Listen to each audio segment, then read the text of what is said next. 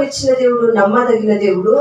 ఆయన మాటలను సంవత్సరాది మొదలుకొని సంవత్సరాంతము వరకు ఆయన ఇచ్చిన మాటను పట్టుకొని మనము ముందుకు సాగాలి, పోరాడాలి. ప్రియమైన దేవుని బిడ్డలారా, ఆ విధంగా మనము సాగినప్పుడు, పోరాడినప్పుడు దేవుడు ఖచ్చితంగా తన ఆకాశపు వాకిళ్లను తెరిచి పట్టజాలనంత విస్తారమైన దీవెనలు మన కుటుంబం మీద కుమ్మరిస్తారు. కాబట్టి మనము వండుకున్న తర్వాత, వంట చేసేంత వరకు ప్రయాసపడతాము. వండుకున్న తర్వాత తినకపోతే, వంట చేసిన తర్వాత తినకపోతే ఏం చేస్తాం?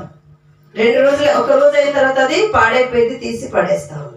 అలాగే మన ఆధ్యాత్మిక జీవితం కూడా విన్నప్పుడు 1 రోజు 2 రోజులు సంతోషపడి విడిచిపెడితే విన్న వాక్యము వృధా అవుతుంది. రెండవదిగా మన జీవితంలోని రావలసిన ఆశీర్వాదము ఆగిపోతుంది. తింటేనే కదా బలం. అలాగే ఆత్మీయ ఆహారము తిని దాన్ని మనము, జంతువులను చూడండి, తిన్న తర్వాత అవి నెమరు వేస్తాయి. అవునా? తెలుసా మీకు? అవి తిన్న తర్వాత ఖాళీగానే నవ్వులుతా ఉంటాయి, వాటి దగ్గర ఏముండదు. అలాగే మన ఆధ్యాత్మిక జీవితంలో కూడా విత్తబడిన వాక్యాన్ని మనము కూడా నెమరు వేస్తూ ఉండాలి. ఎప్పటి వరకు? దేవుడు మనకిచ్చిన వాగ్దాన నెరవేర్పు జరిగే వరకు. ఎప్పటి వరకు? దేవుడు మనకిచ్చిన వాగ్దానము నెరవేర్పు జరిగే వరకు. మనం అనుకుంటా ఉంటాం, 5 నెలలు చేసినాము వాగ్దానము గురించి, 10 నెలలు చేసినాము వాగ్దానము గురించి, సంవత్సరం చేసినాం, ఇంకా జరగలేదు కదా అక్క అంటాం. కానీ అబ్రహామును చూడండి, దేవుడిచ్చిన మాట ప్రకారముగా 100 ఏళ్ల వరకు కనిపెట్టినాడు. ఎప్పటి వరకు కనిపెట్టినాడు?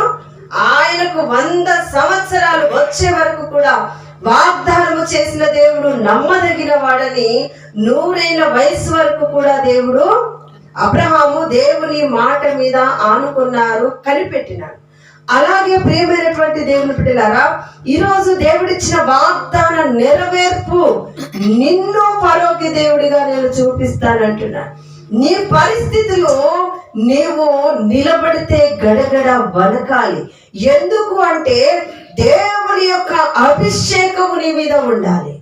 నీవు కదిలితే అభిషేకము కదలాలి.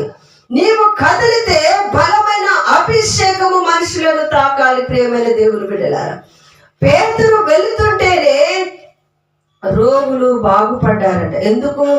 ఆ పేతురు గారిలో ఉన్న అభిషేకము రోగగ్రస్తుల మీదకి వెళ్ళినది. అందుకని పేతురు నీడ పడితేనే స్వస్థతలు కలిగినాయంట.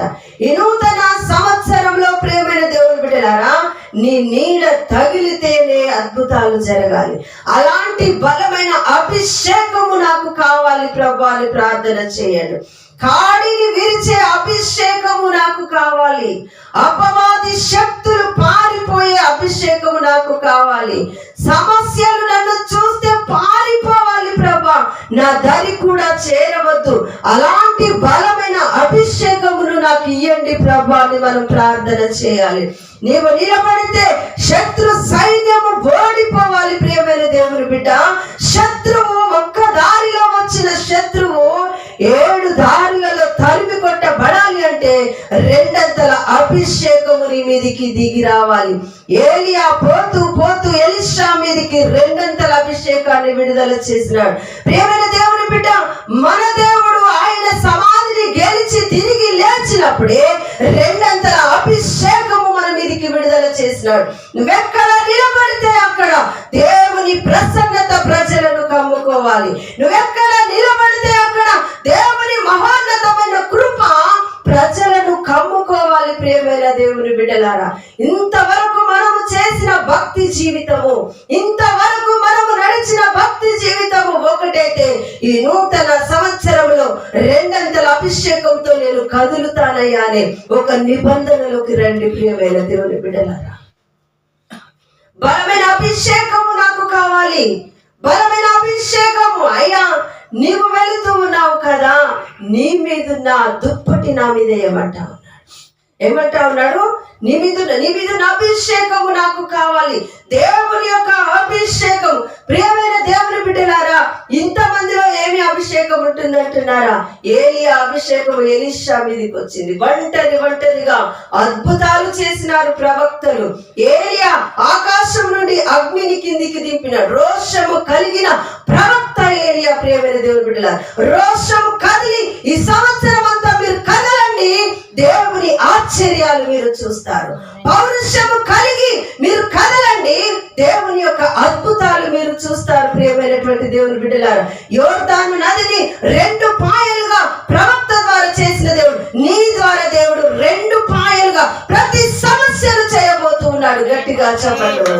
నీవు నిలబడితే శత్రువు గడగడ వణికిపోయే సంవత్సరము. ప్రియమైన దేవుని బిడ్డలారా, అపవాది శక్తులకు ఓటమినివ్వడానికే దేవుడి సంవత్సరము నిన్ను దీర్ఘాయువుతో నిలబెట్టినాడు. దేవుని యొక్క కార్యాలు నీ ద్వారా, నీ కుటుంబం ద్వారా జరిగించడానికే మహాద్భుతంగా దేవుడు నిన్ను ఈ సంవత్సరము పరిశుద్ధపరిచి నిలబెట్టినాడు. ప్రియమైనటువంటి దేవుని బిడ్డలారా, ఈ మాటలను మీరు చాలా నిర్లక్ష్యంగా తీసుకోకండి.